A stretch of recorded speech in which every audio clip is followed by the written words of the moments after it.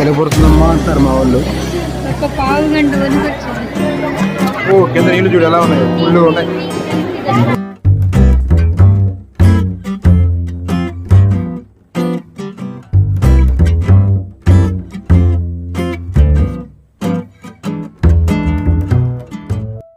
ఆ టైంలో వర్షం పడింది. ఈ వర్షం ఒకటి చూడండి కింద నీళ్ళు ఎలా ఉన్నాయో.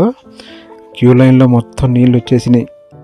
నా చిన్నప్పటి నుంచి ఎప్పుడు చూడలేదు, ఫస్ట్ టైం చూస్తున్నాను అనమాట ఇలా వర్షం. అంటే నేను వెళ్ళినప్పుడు ఇలా వర్షం పడలేదు.